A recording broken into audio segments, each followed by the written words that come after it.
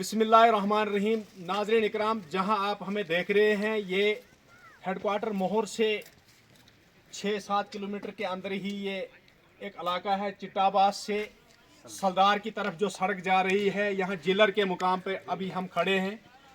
अभी हम पीछे चिट्टाबाज से जब चले तो कुछ अरसा गुजरने के बाद एक टोटा आता है, एक हिस्सा है सड़क का।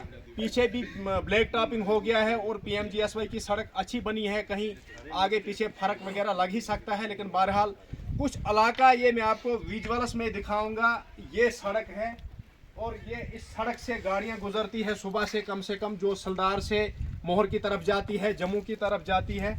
ये तो अभी हम बहुत ही टॉप पे पहुंच गए, प्लेन जगह पे पहुंच गए, लेकिन बहरहाल हमारे बैक साइड जो कुछ इलाका है और दूसरी साइड सलदार की तरफ जो कुछ इलाका है, ये कम से कम एडमिनिस्ट्रेशन को देखना चाहे कि कौन डिपार्टमेंट इसके फंड्स निकाल रहा है, कौन डिपार्टमेंट इसका जिम्मेदार है, कब निकाली है ये सड़क, क्यों निकाली है बिला वजह। अगर आपने इसको बनाया नहीं तो आपने इसको क्यों अधूरा छोड़ दिया है और छोड़ने का कारण क्या है।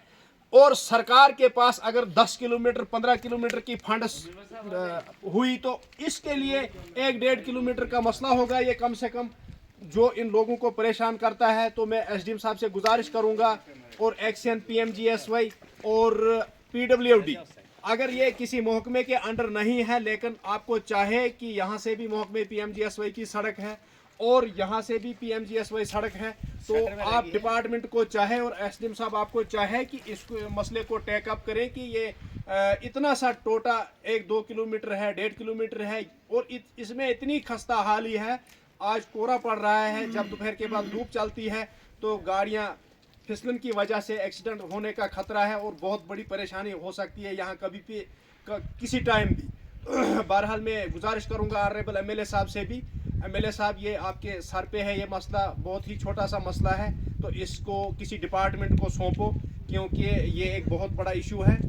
कोई छोटा मसला नहीं है, मसला छोटा है लेकिन जब ये बढ़ जाएगा तो कहीं कितना नुकसान हो सकता है, कहीं कितने लोगों की जानें जा सकती है आज के मौसम में। क्योंकि ये जो ये मिट्टी है, ये चिकनी मिट्टी है, इस पर जो गारा कोरा वगैरह खुलता है दोपहर के बाद तो कोई भी हादसा हो सकता है।